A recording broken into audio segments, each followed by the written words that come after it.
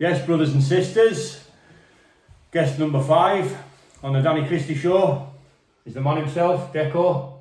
Pleased to meet you, brother. How are you doing, fella? Pleased to meet you once again. Pleasure to have you on the channel, mate. You've got your own channel, as I say, and I remember when I first started watching you, you only had a couple hundred subscribers. You know, you've boomed into what are you, 3,500 maybe now? Up to 3,500, Coming up 3,500, mate. I wasn't Well done. expecting it to go up as fast as that. Aye, well, mate, it's grew fast. And I must admit, mate, I like your content. That's... You know, I like your content, mate. I like you as a person, and you know, I think what's important, you know, to mention is your channel is called Motorsports and BUGGYS. But I have to admit, and I have to be honest, I think about half of your followers are here for some different content. You know, they like what you say on certain subjects and surrounding, you know, certain controversial figures, controversial issues. You know, they like what you've got to say. So it's a pleasure to have you on, mate. Real pleasure. Pleasure to meet you as well, mate. Now, I have a certain style, you know, with me podcasts. I do like to go back to the start a little bit.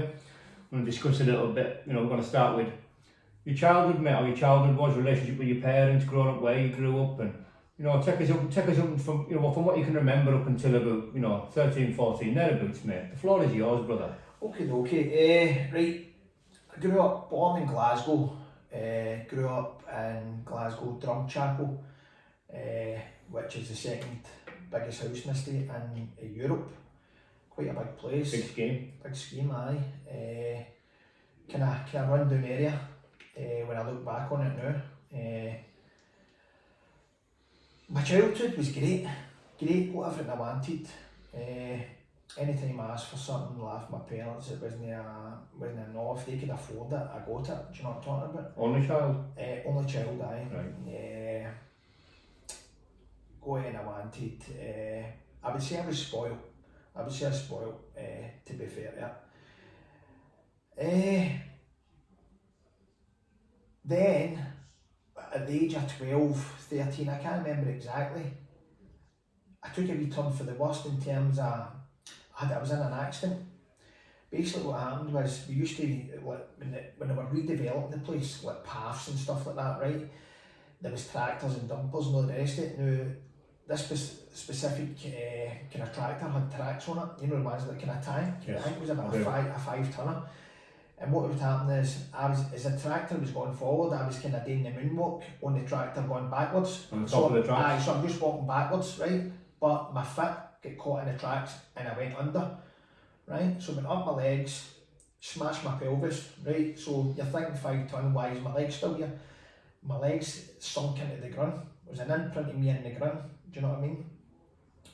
I was very lucky because another 4 or 5 inches my ribcage would have been smashed, and I cheated death basically. Yes. I cheated death. Basically what happened was, one of my pals was familiar with tractors. Now, he seen me, jumped on, the driver did the thing to me, and he let the bucket down. The bucket came down and it lifted the machine off me. So ambulances came, my pelvis was smashed to bits. Still to this day there's like kind of two leg sockets. So they're complete. The one on this side to the right is like that. So at times at night time I kind of get pain still to this day, all the years on, you know what I mean? So 30 years ago, you know what I mean? And I was in a hospital for nearly 3 to 4 months. So it was, you can imagine at 12-year-old, A lot of trauma, that, innit? a kid. Now if you look at it, it's a lot of trauma, do you know what I mean? And it's these things that you don't, I think you unconsciously kind of think about. Well, you unconsciously know that it causes trauma late in life, and I think this might be one of them for me, do you know what I mean? Yeah. So in terms of that, everything was all good. Had you been on a motorbike by this time, by the time you had this accident? Because I believe you got into motorbikes quite young and that. I possibly got my first motorbike about 2 years before that. I was always fascinated. My dad was a motor engineer, a spray painter, so I kind of learned the trade of working in cars at a very young age. I kind of just taking a sit, run about my dad, watch him doing things and all the rest of it, right? Even when I went to a college course, I was like more advanced than anybody on the course. See, like people who were getting the college course were fresh out the wrapper, trying to learn the trade.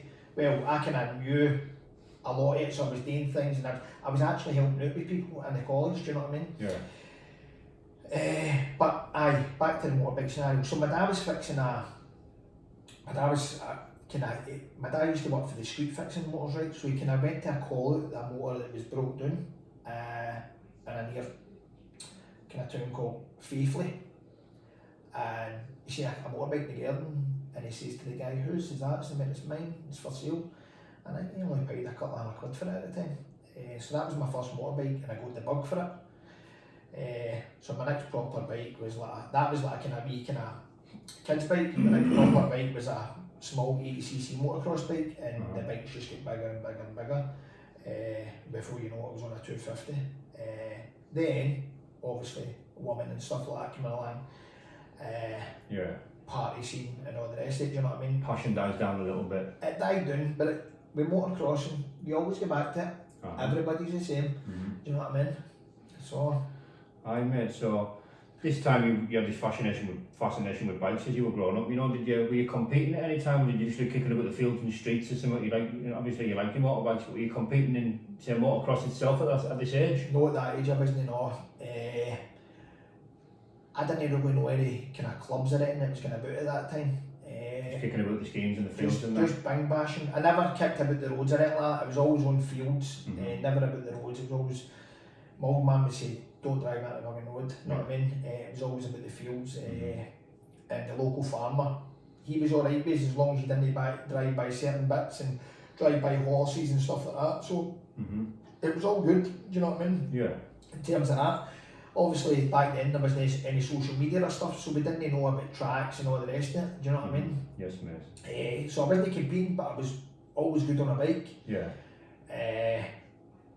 But now I'm competing in the Scottish Twin Shock in the Evo scene, but I'm competing against the ex-pros and all that, do you know what I mean? So I'm basically just taking part. Making up the numbers. I'm making up the numbers, mate, but I do get my race. I still get my race. There is still people, but I'm not getting first place. I'm not getting.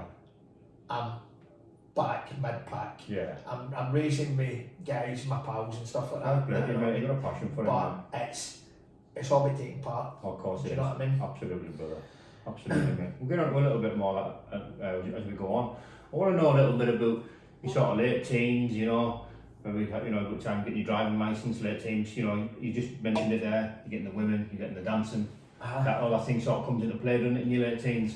Tell us a little bit about that, you know, were you much of a party boy, you know, did you like to swallow with the lads and that, how did that go down? I did, obviously when you get to a certain age you start chasing women and all the rest of it, right? So I need to watch what I'm saying here because I'm from my wife. I got from my wife at an early age. I was 18 or 19 and I'm still there to this day, do you know what I mean? Well done, mate. But she's about 24 or whatever, 24 well years. done, if I can just say one thing on that level of commitment nowadays is rare.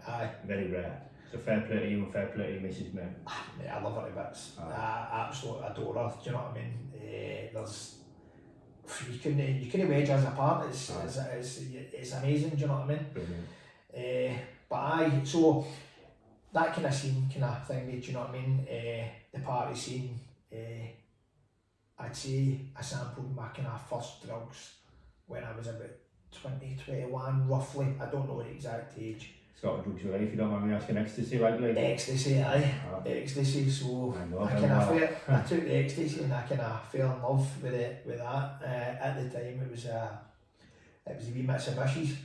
And when you took one, if I hated you when I took one of them, you were my best pal, my aim was with me and I was loving you and I was like, oh, differences, I saw my differences, you know, that's with ecstasy, you know what I mean? So the ecstasy brought people together, I think, do you know what I mean? Definitely did. Yes, mate. Ever had any problems sort of with addiction at a young age or something? Was this more like recreational for partying and that on a weekend, every couple of weeks type of thing? The reason I stopped taking ecstasy pills was because of the come down after them. The come down was telling me, you're not taking them anymore. Outweighs the good times at the end, doesn't it? It does.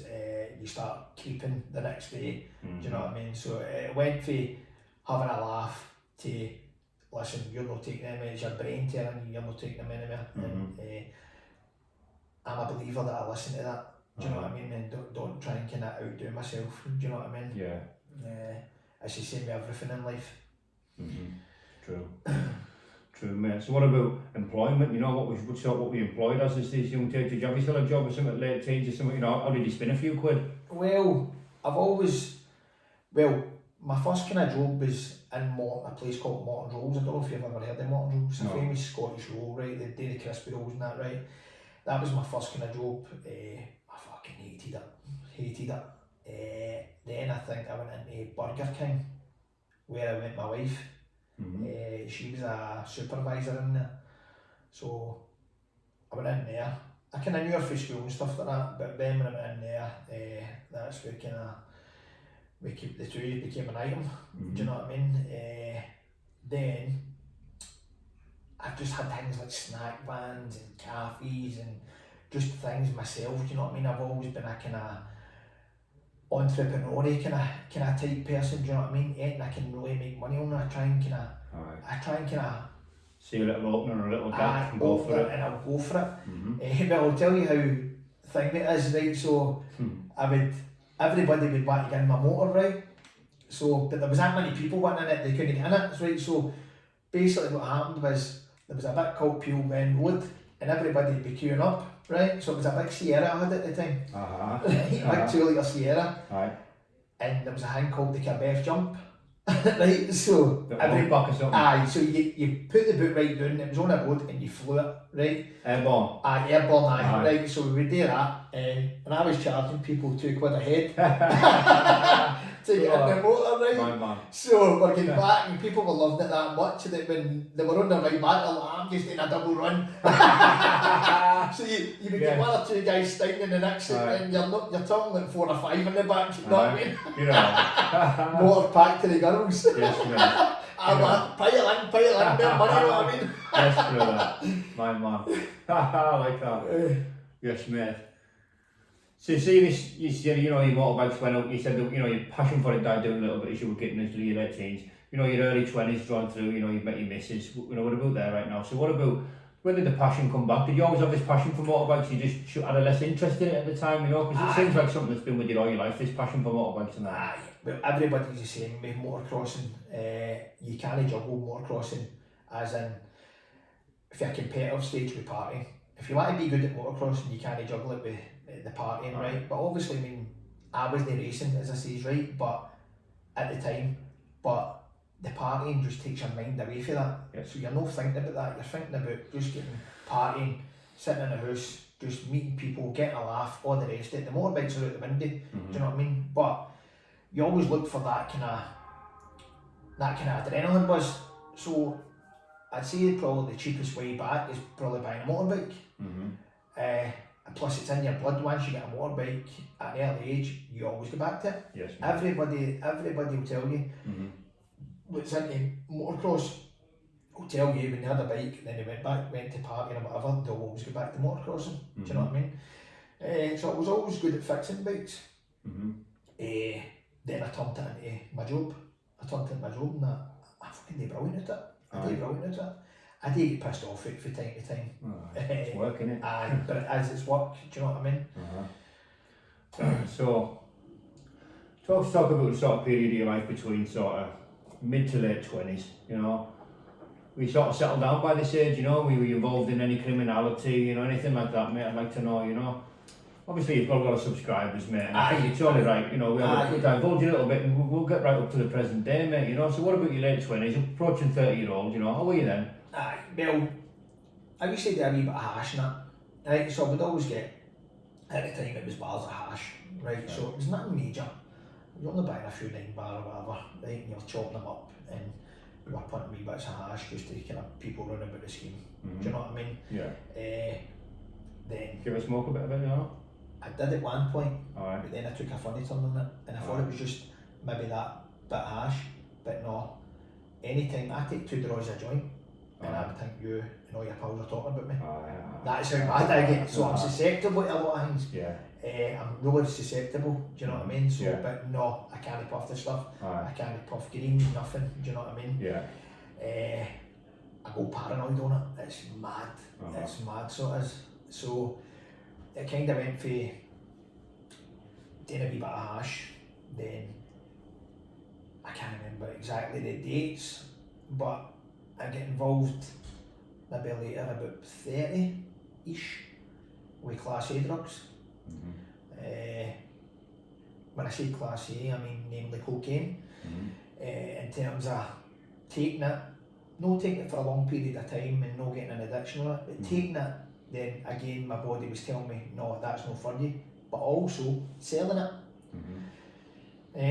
Until I got caught, jailed, 4.5 years. What sort of age was this, mate? 34. Is this your first stint in prison? First stint in prison. Your only stint in prison? Only stint in prison. 4.5 year sentence, and that was reduced. Edinburgh High Court reduced for a 6 year 9 month down to 4.5 year. So did you do just over half of that? What's that? Did you serve just over half of that? You were I 2 years behind the door? 2/3, yeah. So I done 23 months in high security, then I went to the open prison, Castle Huntly, done a further 6 months there, then served the rest of it without licence, done a 6-week tag, then the rest of it without licence, back and forth to the parole officer, and all the rest of it. It was a fucking nightmare. It's a nightmare. Right, mate, let's talk about a little bit of that, because I love these stories of people first going to prison for their hard time, because I can relate to it, mate. I first went to prison when I was 34. Right. Same as you. You know, and I know you strike us as somebody who can handle himself, mate. You know, you need his divvy, right? So I want to know how you were feeling when you got sentenced, because you understand the laws are a little bit different up there. From here, we get jailed from the police station. We go from the police station, our feet don't touch the floor. We're in that court on the Monday, we're in the wagon and we're going. Works a little bit different up your way, doesn't it? Aye, well, what happened with me was, I was on bail, so I went up to court. I got my weekender. I got my weekender. Went up to court, got my 7-day lie down in Barrel, went back up for to see if I could get bail again. Got granted bail on the conditions that my passport was revoked. So they took my passport away from me, so I couldn't leave the country. It was in case I was a flight, they said there was a flight risk. So the passport got revoked off me for my bail conditions. While I was out in bail, all I could do was go to hotels and stuff like that with the missus. Obviously awaiting this sentence at 34-year-old. I was thinking to myself, this is fucking day, man, I'm just getting this one done with me. So, see, I was out in bail for a year, and see, just being out in that bail, that was a fucking sentence itself. Aye, because it's hanging out you. I don't know what I'm getting. Do you know what I mean? I'm hearing for that, oh, you only get this, then off, you might get that, it depends what you get, and all the rest of it. So it went for a summary to a High Court indictment. Then, when I got sentenced, my lawyer promised me that I would get no more than 5 years, right? But if I do a plea to it, I'll get a third half. A plea deal. Right? So which would have took me at the highest 5 years under an LTP sentence. But I didn't. The judge gave me 6 years 9 months. I think the judge had a vendetta against that lawyer. I could get into that, but I don't know about the specific lawyer, do you know what I mean? But I think the judge had a vendetta against him as a kind of personal thing. He gave me 6 years 9 months. The sentence was designed to keep me as an LTP prisoner, do you know what I mean? Yeah. Which was 4.5 years. So I had to go through the prison system, do the courses, everything was thrown at me. I couldn't relax in my sentence. It was my first sentence, and my head was out of the wall after a couple of weeks. I was like, when am I due the castle? When am I?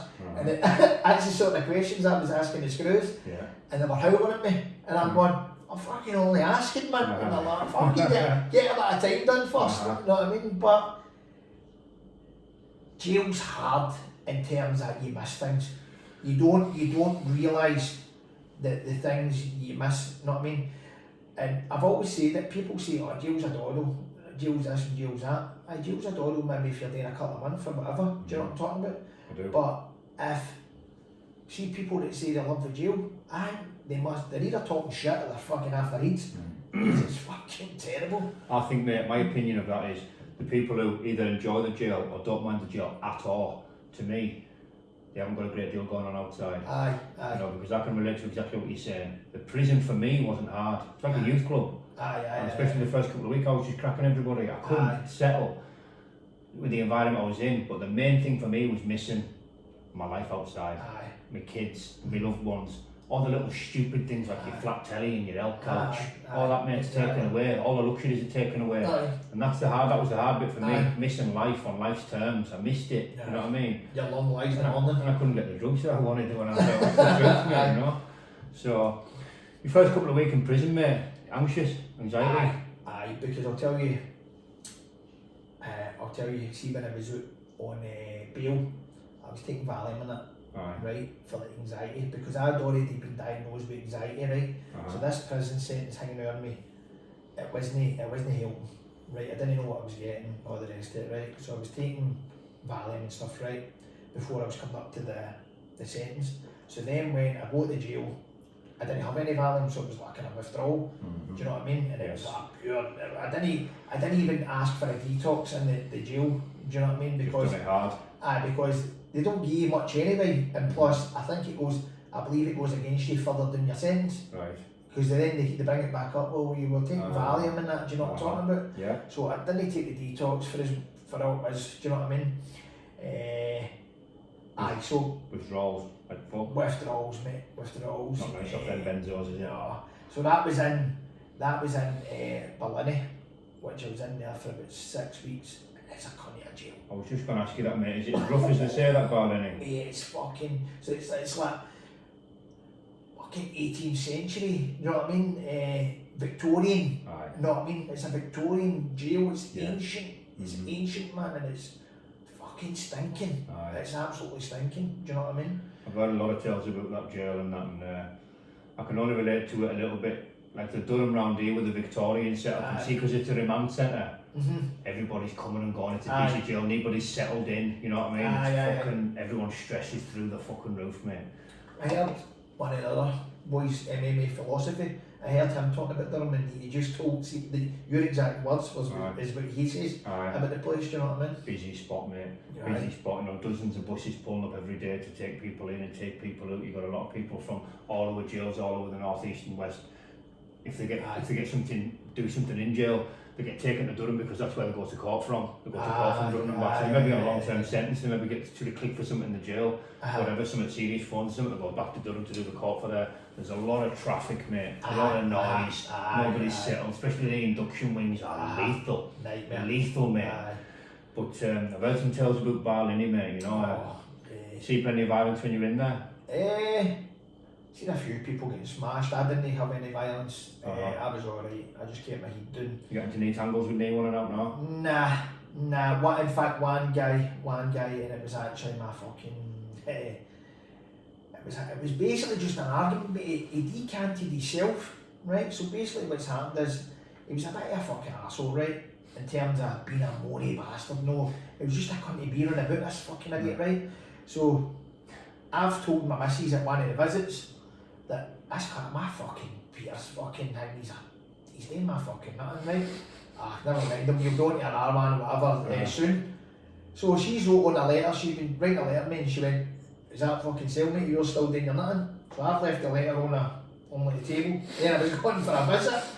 The fucking prick read my letter, so I've come back for the visit. I remember it was about 9 o'clock at night, so I came back and there was no him, and I get hanged to the PO's office, and he went, what's going on with you two? And I went, nothing's going on, what is it? And he went, he's just told us that he can't be in there with you. And I went, oh fuck knows, I've not got a clue. So I'm hanging, and then I went down to the letter, and I went, read the letter, and I went, fucking pricks read my letter. But he was saying to people in the fucking gym, oh, why to back me up? Right, against this thing, when he went, you'll get your fucking, I know him, you'll get fucking ripped. So it became quickly that he came back and apologised, do you know what I mean, for reading my letter. And it was only, see, to be honest with you, it's only politics. Do you know what I'm talking about? It's like politics, he's doing my nothing, do you know what I'm talking about? Yes, mate. So that was only a bit of friction I had in Barrel, do you know what I mean? And he decanted himself, do you know what I mean? How many prisons did you do on your sentence? Just went for three. Barrel 6 weeks, 46 weeks, I can't remember exactly. Then up to Glenolco. Is that the LTP? That long term prison? Aye. Well, it's a bit of both. There's one landing where it's short term. for there. See, we have categories up here, it's slightly different. We have A, B, C, you know, slightly different down Ah, here. we do get your A category, but like, see, Right. a categories up there, so you'll get like a low cat. Uh-huh. So, and what happens is, I was on the bottom flare, and to get your low cat, you had to move up to the top flare. So I wanted up to the top flare because the wee bird screw who dealt with you moving on was on the top flare. And see, because you were in her face already, that then she would be, it would always be fresh on her memory, Yes. can I? Yes, So that was my thing, to be up there with her, do you know what I mean? And once I got there, I was fucking crawling out her arse. Do you know what, do you know what I mean? Model prisoner. Model prisoner, no, yes, no. Yes, sir. So, what a relief just to get the castle, but that was nippy as well, because you're out a week, sometimes, then back for a week, then out, but sometimes it can be as much as 5 weeks. So Home? No, a week out, right? But then you're honing yourself back in. So sometimes it can be a week, 2 weeks back, but sometimes it can be as much as 5 weeks. So do you start out with a day then? Do you start out with a day, or is your first time home a week? No, see, when you go up to the open prison, if I remember rightly, you've got to be in at least a month before you get a week out. At least a month you need to be in open prison, right? And I think you get 5 hour visits before that, where you can go to and you pick your 5 hours of visit. So where the castle is, it's like Perth, Dundee, and you can pick to go to like St Andrews, Perth or Dundee. Excuse me. I'll be drinking on it. Aye mate, go on, Perth, Dundee. This is more like Canada, mate. So I don't remember.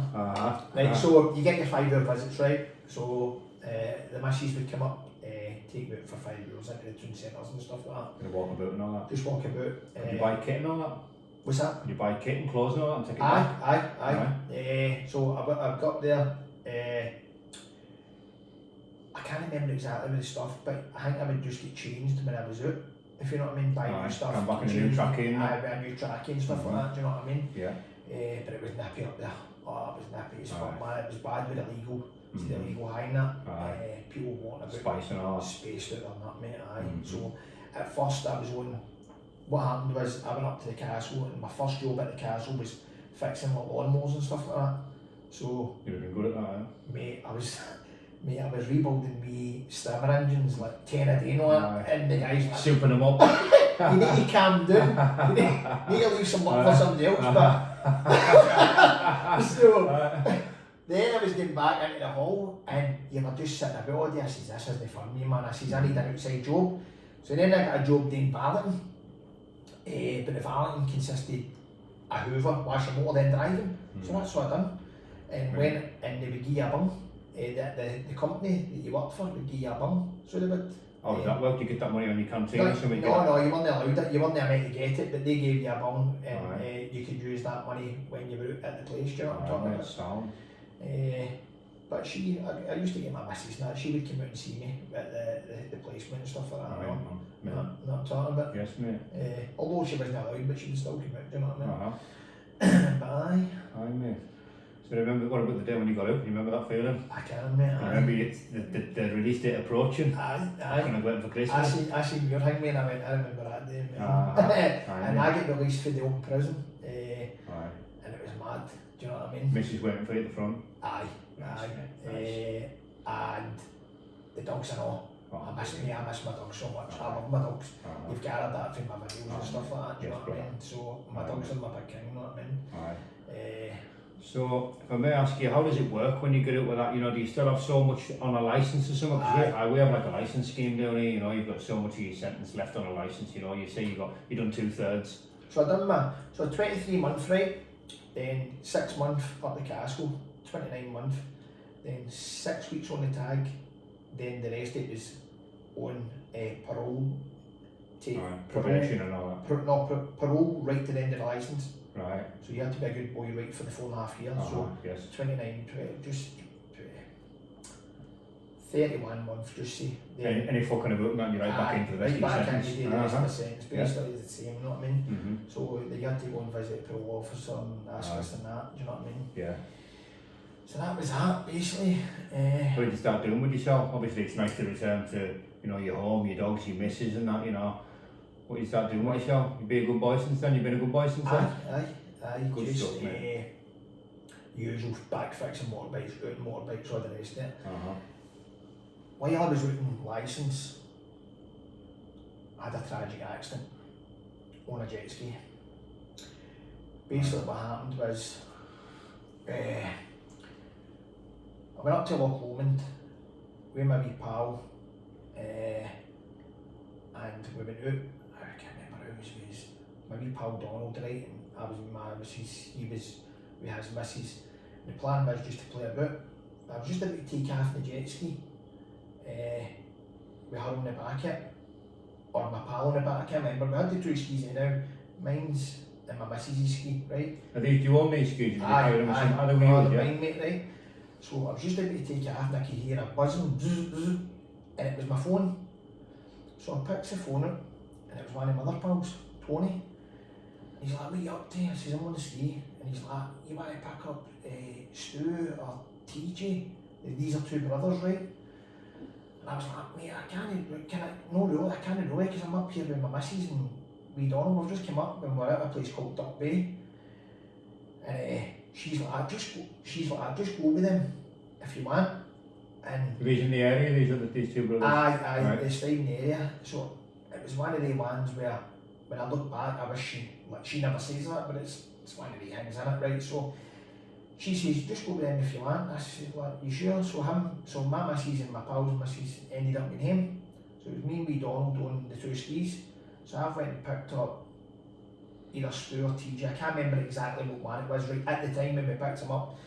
So we went out to an island in Chimone, we went to, I'm sure it's called, we're sitting, just sitting about on the sand, a couple of beers or whatever. Then on the way back, I gave Stu, he's a big boy, right, he's a bodybuilder, only 21-year-old, I gave Stu the life jacket. I didn't have one on. So at this point, there was my other two pals. Tony was on his ski, obviously couldn't get the two of the boys on his ski. So this is how me and wee Donald picked him up on my ski. So anyway, sitting on an island on the way back, Stu's quite a big boy. That boy I showed you in that thing there. That's right, I remember him, very muscular, mate. Aye, so we're getting back. It was choppy, I remember it was choppy. So he's banging against me. So my arms have ended up buckling. It happens all the time. You come off the ski, you swing back to it. But this particular time, we've come off the skis went away, it's been choppy, right? So two's come off, I'm looking at him, my natural instincts are to get to my ski. He's a wee bit away from me, but he's got a life jacket on him, everything's all good. So I've swam to the ski and it's took me between 5 to 10 minutes, I can't remember exactly. I've jumped onto the ski, I've no key on my horn, so only the arm has, it's a wee thing you pull up. Pulled it up, but there he was, just floating in the water, unresponsive. Tried to get him up, shouting for help. I think I was there about between 20 to 40 minutes, it's kind of a blur. They took on Martin Drown, you know what I mean? Terrible. Tragedy, mate. Tragedy, mate, pure. Also, freak accident, you know what I mean? I don't know how to this day, obviously, he's probably took on Martin, not been able to get it up or whatever. Maybe had the wind knocked out of him or something. Maybe, mate, I can't, it's one of the ones you can't... I shouldn't speculate, mate. I really shouldn't speculate, mate. Aye, but that has affected me. I've had anxiety and depression before that, but that has added to me mega. I never speak about it, I never ever talk about it, near day, never. When people bring it up, I try and I don't say don't talk about it, I try and swear the subject, because it kind of haunts my head, do you know what I'm talking about? But aye, that's added to my thing, mate. And I've seen people after it, psychiatrists and stuff like that, and they've pushed buttons with me, and they've said what's happened in their life, but they say they're telling me, a few have told me that it's not really affecting you, it's no spiking, I can't see it spiking, if you get what I'm talking about. And they're putting my anxiety and everything down to my eating and just eating shit basically. No enough hydration, all that kind of carry on, do you know what I'm talking about? But when you're in that state and you think about things like that, it does affect you. Of course it Do you know does. what I mean? Of course it does, mate. But I just for as much as I wanted to get that out, I kind of skip that, mate. Know what I mean? Know what I mean? Well, it was very brave of you for mentioning that, mate. You know, and no, I can't imagine what you've been through, mate. So Brutal, mate, brutal. Thank you for mentioning that. Aye. So let's talk a bit about the current day, mate. You know, you've got your business going, motocross, buggies. Now I believe you've done a couple of buggies for a couple of famous individuals, if you wouldn't mind mentioning them. Well, I done one for Bugs and Owen. How did that come about, mate? I contacted, well basically what happened right was I was dealing with Rage Motorsport for the home build kits, and they mentioned Bugs and Malone wanted one for a music video, right? And he says we might want to use your buggy once it's built. At the time it was a Rage buggy, it's called a Comet R. I was building one, but I'd already had one built. Sorry, it wasn't me. So I ended up arguing with Rage Motorsport, right? Ended up arguing with them, so that kind of, the Buggsy thing kind of fell away. So I ended up contacting Bugs and More myself through Instagram, gave him a big spiel, I worked with Rage and all the rest of it. If you want one of these buggies for your music video, just contact me, I'm more than happy to put it in. I wasn't aware that he wanted to buy one, so he says, I want one, but because I'd fell out with him, I was finding it hard and all the rest of it to get one, and the build time on them was terrible, man, right? So I ended up selling him my personal one, my Aero. I told him, I says, what you're doing with that, they're tricky, they're a driver's kind of buggy, because they're dead jerky, they kind of buck about in the wet and that, right? They're really, you need to be a driver to drive them in the wet, put it that way, right? Yeah. So it was going out of his head, and I was trying to get into him, but it's just going out of his head, and he's like, Lamborghinis and all the rest of it, and I went, mate, I need myself Lamborghinis, I've got safety features on them. 2 days later he phoned me, I've smashed it. I fucking told you. Is it before he got into the music video as well? Is it before he got into the music video as well? No, before he got the buggy into the music video? Aye. No, this was before he put the buggy into the music video, yes, right? This was before he put the buggy into the music. Yeah. So basically, I took the buggy up the road, right? Needed a set of alloys and a steering rack. He didn't do much damage to it. But while it was up the road, he says, I want it all done black. And I went, oh, for fuck's sake. Mate, see, stuck money them doing and rebuilding it, it's a nightmare. It's all intricate wee parts and all the rest of it. So you go them and you've got C-Mug buggies, right? So the C-Mug buggies are, everything just pulls off in a wanna. So like you pull the roof off and the roof in the back comes off. Whereas with a Rage, you're like, it's all time consuming. And see, stripping it, then at the time I had it all stripped and I went to get it powder coated, and I couldn't get it done because of COVID. So I'm sitting with this buggy with parts everywhere for a full year.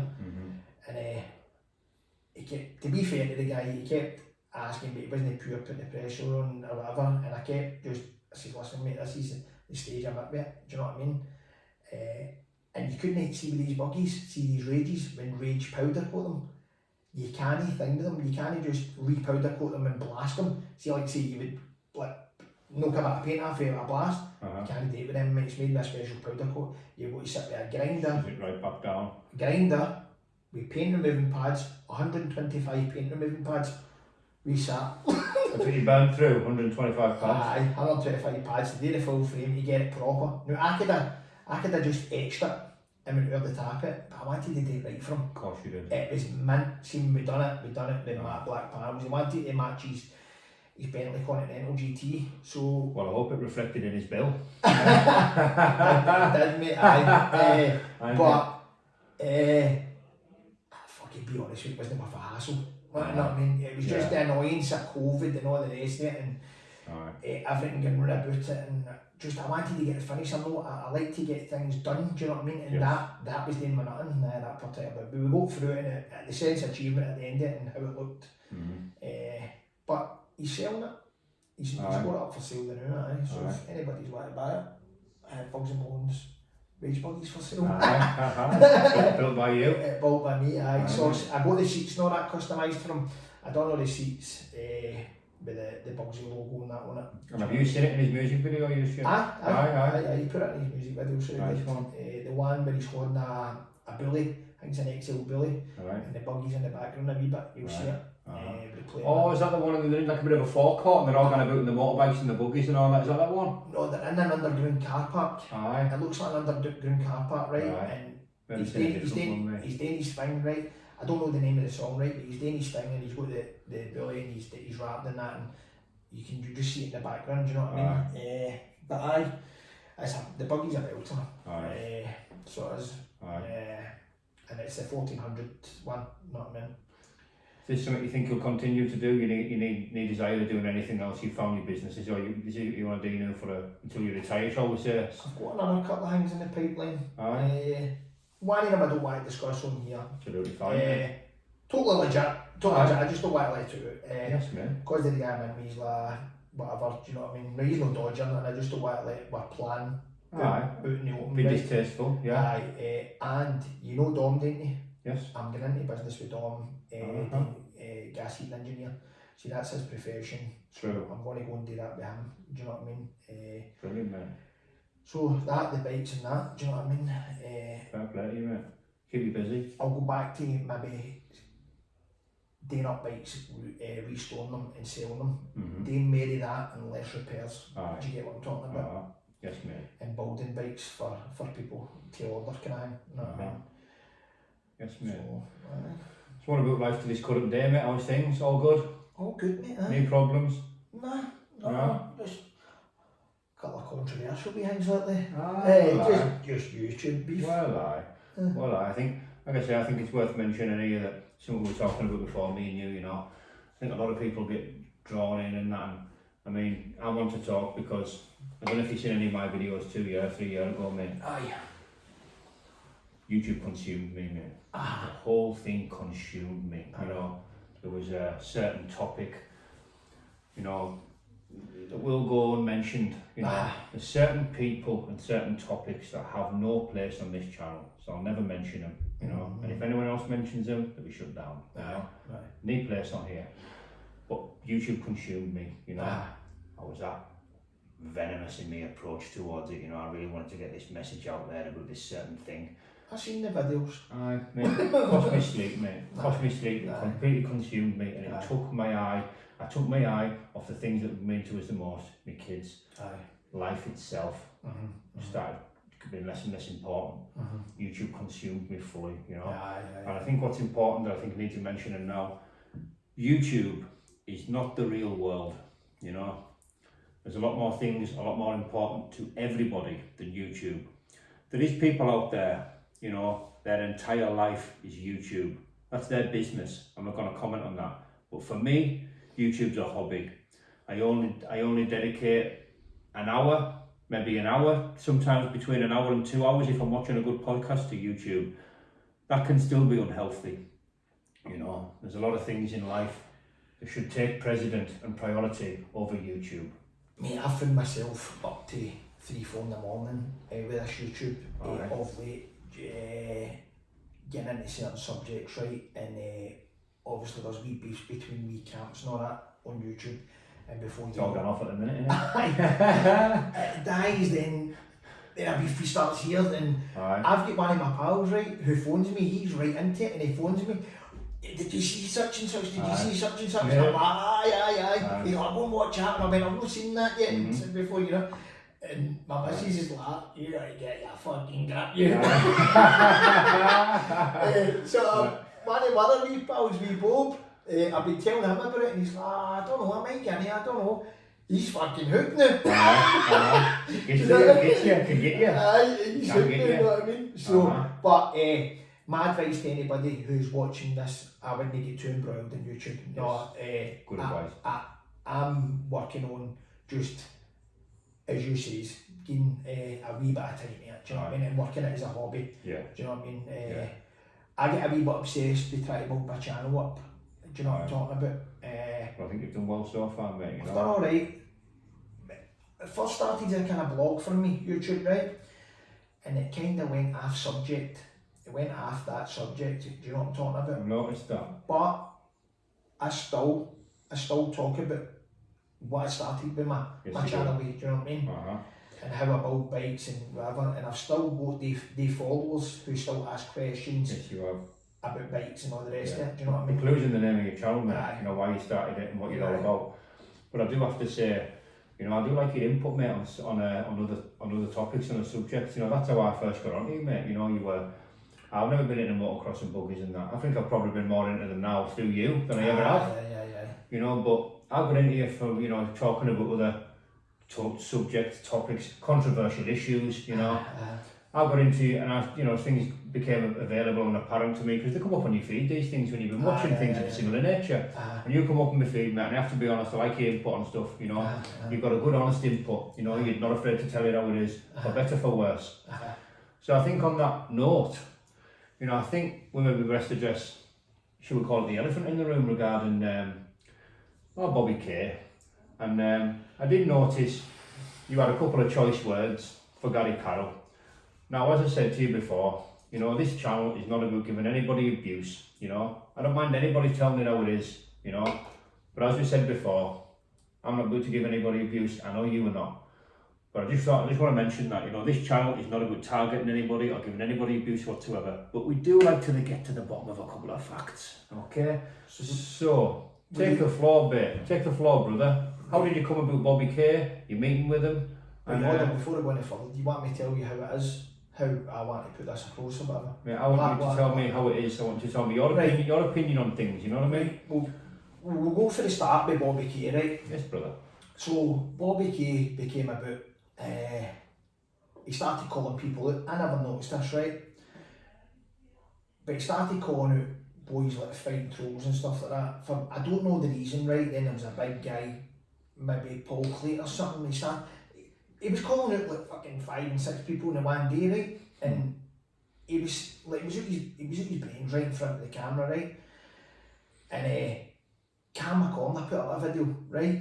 And it was talking about fighting trolls, and he says, fighting trolls, Paul, he's like, you're telling me you need to get into a fighting camp for this guy? He says, you're going to get into a fighting camp if it's a ring guy that's been in the ring, who knows the fight craft, or a journeyman, or whatever, you need to get into a camp. He's like, you're saying this guy could be a machine or whatever, right? So he kind of ripped the piss a bit, right? So Bobby K, I added him, right? Well, I subscribed to I think it was his girlfriend's channel, I don't know, or whatever, a pal's channel, right? So I added him, and it kept going on and on. He was calling out people, and he was getting a lot of hate on his thing, right? And I was like, listen, get off the boys' back. I said, stop getting on the boys' back. And he's like, but this and that. And I was like, doesn't matter, man, just get off the guy's case, you know what I mean? So one thing led to another, and he kept calling people out. One of the people he called out was Ben Hatchett, and he started saying things about what Ben Hatchett's misses. Now I get that's part of the calling out and trying to draw people into a fight, right? So I ended up doing a video and I says, Ben Hatchett, what's happening, blah blah blah. I think you should give Bobby K a chance there and all that for this 3D fight club, all the rest of it. Now, I don't know if Ben Hatchett's seen this. He probably did see it, and I'm not saying this is the reason why he ended up fighting Bobby K, but before you know it, Dean Lynch Ward and Ben Hatchett says, oh, Bobby K's making a lot of noise, a Scottish boy. And I was like, I'm taking credit for that. Right, so anyway, cut a long story short, the fight was on, the fight was off, the fight was on, right? Bloody blah, we went down to the press conference. Right. An eventful day, shall we say? I took Dom down to the press conference, right? I took Dom. I'm sponsoring Dom, right? So Bobby K gets a run down half a couple of geezers for Dundee. But everything happened at the press conference, and these guys bolted. They left him, right? So you know what happened there, Ben, Lazar, and all the rest of it, right? So it was on camera and it went wild. They got my subs up and all the rest of it, right? But in the midst of this, I kind of painted Bobby K in a picture of, well, this boy's come down here and he's not caused any hassle and he's held himself well. He's a mate with this fucking arsehole and all the rest of it. And everybody went on his side. Everybody was proud of Bobby K. Cam McCormick, yourself, Bobby K done well. When you gave me a shout out, Motorsports, he's something with Bobby Kay, I'm proud of you, all the rest of it. Yes, And mate. everybody got on Bobby Kay's side. And all the things that we was getting said about him, his wee trolls and all the rest of it were gone. Do you know what I mean? So I kind of took a soft spot for Bobby Kay in terms of that, and I'd heard things about him. What he didn't get involved with him, and it's people from his own area, and I went, and I let it fly on my head. Do you know what I mean? I said, the boy's moving forward now, and all the rest of it, right? So it ended up, I can't remember exactly how it came about, right? But Dean Lynch Ward said to me, do you want to manage the Scottish boys? Big shout out Dean Lynch Ward. Big shout to Dean, aye. He says, do you want to manage the Scottish boys? So I got in contact with a couple. When he asked us, Dom was in the motor. Dom went, aye, for me, aye, no bother. Contacted wee Donnie, but wee Donnie had his own thing with Stuart Dempsey, which is fair enough. I contacted Bobby, right, so that was all good. That was a kind of thing. I think Bobby said to me as well, I can't remember exactly right, but after the press conference, Gary Taz Carroll got involved, right, so the deal was, no, there wasn't any really a deal as such. We went up and we spoke, right, so the meeting consisted of... This is you going to Dundee? Aye, I went to Dundee, right, I went Yes, up to Dundee with Dom, right, so went into Gary Taz's house, how you doing? And before you knew it, it was, I've seen this coming a mile, we could take this like kind of out of the water kind of thing. And I'm going like that. I was like, nee, disrespect to it, like. I says, but I've got a drugs charge against me. I says, I believe him to have a number of charges he's probably going to get out of the country and whatever.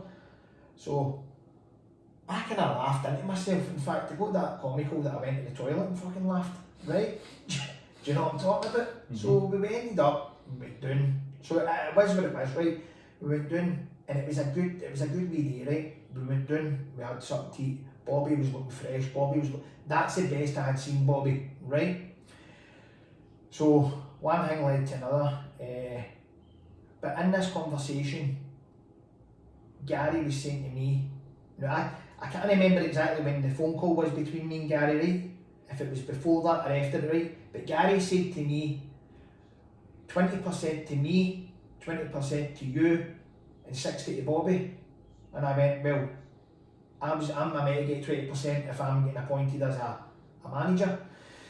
So that was fine. I says, but within myself I thought, that's a heavy chunk of that boy's purse. Yes, it It's is. coming out of his pocket. Yes, it is. So, but while we're at this table, Gary's sitting there and Bobby, he says, I'm not even wanting any money out of it. And I'm going, okay, that's a walking contradiction. Do you know what I'm talking about? Is he just seeing this because Bobby's here? So, he started talking about setting up PayPals and that, just all that stuff was going right out of my head. I mean, all you're doing is going down to fucking Manchester, fighting and coming up the road. I don't see the need for all these PayPals now, unless it was for one-on-one gym sessions, right? So, that was that. Then, I kind of seen Bobby killing the camera and stuff like that, and me personally, I could see him deteriorating for that day, right? So, it was on the phone to me and Dom, and his words were, I need to get away from Gary Taz Carroll. Right, had to hang me. So we were saying, right, all the rest of it, and I don't know if he contacted you, it was a kind of joint venture, me and him contacting you, am I right? Yeah, you are. It was, aye. So, he was fucking in tears about it, I need to get away and all the rest of it, I'm struggling and all the rest of it. That's right, you'd mentioned it first, you'd said, would you mind giving him a shout out? During which process, Bobby Kay made a video and asked me to do his corner. Aye, that's right. So I accepted the video, I got in touch with Bobby Kay, then you got in touch with me and said, aye. Because I was going to go up to Dundee and I was going to see Bobby and thing, but I think was I was strapped for time that day, so what I've done was I got in touch with Bobby, wired him a couple of quid, said jump down on the train and come down and have a night with Carlisle. That's how that went, right? That's how that went, but that's where you are, mate, yeah, continue. Aye. So, Bobby Kay says to me that he was struggling and had to get away from Gary Taz Carroll. His words, no mine, right? Now this is where all this confusion gets, right? Okay. And this is where all the lies comes into things, right? So, Bobby Kay comes to yours, right? I come down the next day, we go for something to eat. You've went to the gym, you've done your bits and bobs, right? You've went to the gym, I took him to the tail for bike show. Now, this is what I'm getting back to. Now, Bobby Kay says I left him in Airdrie Coat Bridge, no bail. and he says he didn't know where the Telford bike, so he thought Telford was in Glasgow. Now, we had this conversation sitting at the table, and he said, and he was well aware that it was in England, but the Birmingham, Down the Midlands were, yeah. Midlands, whatever. He was well aware of this, right? So we went away doing all the rest of it. So we missed the train on the way back up the road. I was shattered. So the plan was, he stayed with Dom that night. I went to him, and I sacrificed to take my nephew out on the Sunday to take him up the road. Now I could have put him on a train, whatever, but when I got to him, he was out his brains on Valium, right? I could see it a mile away, right? And the way he was acting, right? So we're on our way up the road, and we ran out of fuel, right? So obviously when you ran out of fuel, I phoned my pal and he was coming out, and it took him time to get there. But while I was there, we were just talking away, and I asked him a question about a controversial figure on YouTube who apparently was looking for my address, right? So I says, who told you about this? And he's just looking at me like, and I went, who was it who told you? And he went, it came from a camp. I went, what the fuck does that mean, a camp? I went, listen, somebody's looking for my address, I want to know what the fuck it came from, I want to get to the root of the problem, nip it in the bud, or I want to do something about it. Mm-hmm. You know what I mean? And he went, oh, it came from Stuart Dempsey's camp. And I went, what? I says, don't stop talking my fucking shit. Mm-hmm. Right? So he went, I've got a text. And I went, what do you mean you've got a text? What are you talking about here? I went, how have you got a text? So he's grabbed his phone and went like that and deleted a message. I went, what are you doing? And he went, I deleted the message. I went, what for? I says, is this a this text? And he went, my phone's off. I went, your phone's not off, I can see the screen fucking still on. Right? And this is where he butted in. He went, look at this. Try to change the subject, right? Mm-hmm. And he went, look at this. I think Gary's a grass. And I went, how's that? And he went, look, PC such and such, and this and that. And he's like, look. And it was like, obviously PC. Then there was a name after it to him. And he says, I think Gary's talking to the coppers.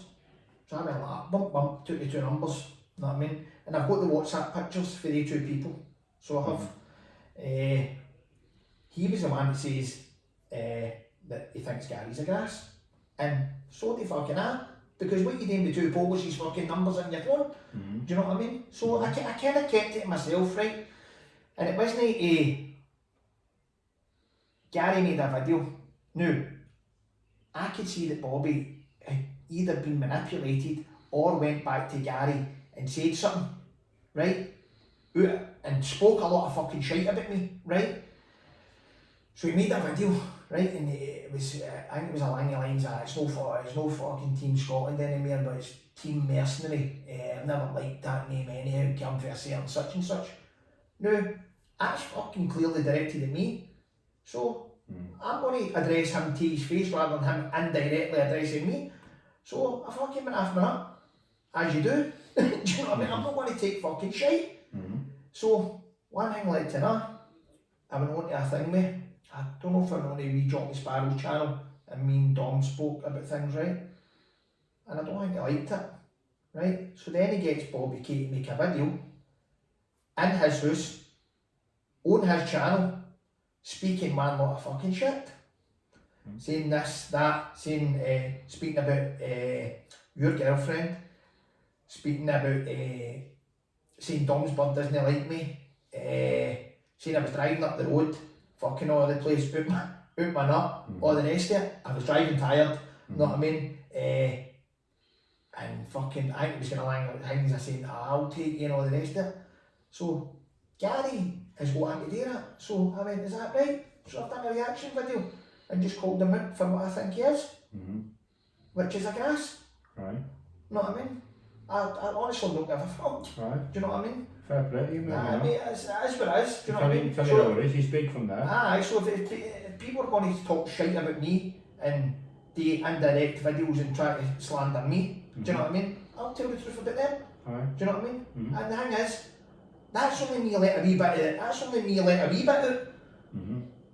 Mate, that boy sat and slaughtered that fucking Gary the fucking full time over there. He ripped it back off him. Right, now the thing is, with Gary thinks I'm bad mouthing him. That's not the case. Bobby's telling me things, and I'm saying, well, if that's what you think about the guy, you shouldn't be whatever, you shouldn't be next to the guy. If that's what you think about that guy and whatever, you shouldn't be next to the guy. Now he's telling me that guy's fucking mad with it. He's telling me he's mad with it. Know what I mean? So he's bringing that to my attention. So that's why I'm saying these things. You're mad with it.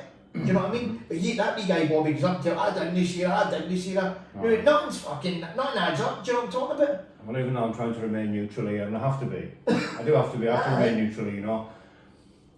I overheard Bobby, you know, saying a lot of things that they won't be mentioned. I won't mention what they are. You know, but I overheard Bobby saying a lot of things that he shouldn't have been saying. Exactly. You know, it's as simple as that, mate. You know, and when I put two and two together, you know, I didn't like what come back. You know, and I didn't like the feedback I was getting. You know, as in regard of what was being said about my life. You know, my affairs. Exactly. You know, so for that reason, you know, I cut ties with that. I was ever so respectful about it, but you know, I can't be surrounding myself with people like that at present. You know, I tried to help the boy. It seemed like it backfired on me, to be honest. And you know, I cut ties on it. I wish him well, but I'm done with the whole situation. As in, you know, helping the boy out. You know, I went way out of my way to be extremely kind and courteous to that boy. You know, and I felt like I was disrespected in a massive fashion. Mate. Likewise. He's telling me that I didn't give him money. You know what I mean? Mate, see the most thing about everything is my fucking time I gave him. Aye. My fucking using diesel, using petrol, whatever. Stopped at the garage, he's buying him vapes, nothing that was appreciated, right? And the whole situation, I'm still baffled to this day how he's made himself go like that, because he was in the spotlight in a good light. Surrounded by good people. And surrounded by good people. And now everybody thinks he's just a piece of shit. Know what I mean? And he's back to getting trolled again on YouTube. Do you know what I mean? I do. And he can't handle it. Know what I mean? He can't handle it. Know what I mean? And it's his own day. It's his own day. Do you know what I mean? Yes. These people think that they can say this and say that. Know what I mean? That guy might have been something in his day. But that was in the day. Do you know what I'm talking about? I've never heard somebody fucking name drop as much in life. Honestly, man. The amount of people he name dropped, I says I didn't know one of them, I fucking knew, I know about 90% of them. I'm just trying to see what you was going to say about them. Yeah. Do you know what I mean? Yes, mate. I do. Well, I think there's a moral to this story, you know. What you say about whoever can come back to you, mate. Exactly. So be very careful about what you see and what you repeat and what you say about other people's business, because people talk, things get back to you, you know. So, you know, I think there's a moral of the story here, and that is keep your fucking mouth shut. Mate, sometimes you can get back before 24 hours. As it does, you know. As it does, mate, you know. Do you know what I'm talking about? It does indeed, yeah. And there's some aspects of this that I feel sorry for that wee Bobby. Snap. Honestly, there is some aspects of this I feel sorry for him, right? Likewise. And there's some aspects that I fucking hate him for what he's done. Do you know what I'm talking about? Because people have put a bit of time and effort into that wee guy. Do you know what I'm talking about? And he can't see it. He's deluded or how the people are doing this. Do you know what I'm talking about? And then he tries to play the victim as well. All this reversing it to play the victim. Do you know what I mean? Yeah. I'm getting off my fucking aim back. I'm a stranger to him. I don't even know him. Yeah. I'm coming off mine back. Yeah. And then I'm fucking, apparently I'm clickbaiting him to make millions of pounds out of him. Do you know what I'm talking about? Yeah. He's got 1,000 odd subs on his YouTube channel, and I'm clickbaiting him. Do you know what I mean? Aye, mate. I fully understand where your concerns are. 100%. 100% I know where you're coming from, you know. And I'm baffled with how he's went with this and why he's doing this. Do you know what I'm talking about? But as you say as well, you know, these elements of me, I feel sorry for him. You know, but as it stands, you know, I don't like him. I don't dislike him. I'm nothing him. I'm exactly the same. I wish him very well. You know, whatever he chooses to do with his life, I wish that boy well. Same as Gary tells Carol, I wish him well, you know. I don't wish any harm on anybody. I don't hold any vicious opinions on anybody at present as I stand. That's a nice place to be for me. I do understand people will have concerns, especially the things that have been said and repeated about yourself. You know, you're only right to be a human and react the way you did. Aye. Simple as that, you know. Well, I'm not going to say what you just said there because I know they don't like me. Aye. Well, do you know what I'm talking listen, about? mate, be a- I know when somebody doesn't like me, flipping at them, mate. Uh-huh. So I'm not going to sit here and kid on that I like somebody. Aye. You know what I mean? That's But it, mate. I don't like Bobby and I don't dislike him. Uh-huh. And I don't even want to talk about the other person. Aye. Well, we'll draw a line in the sand and we'll leave that where it is, you know. Aye. Before we wrap this up, mate, I have to ask you, as I ask anybody, anyone you want to shout out from back home? Anybody you want to give a mention to? Any businesses, any people, places? Big shout out to Dean Lynch Ward for giving everybody a platform. Yes, mate. Dean Lynch Ward, Ash McGiffin, Dougie Joyce for giving everybody a platform on this 3D Fight Club. My missus' balloons company, Showtime Balloons, Pretty Little Boxes, and a big shout out to Motorsports and BUGGYS.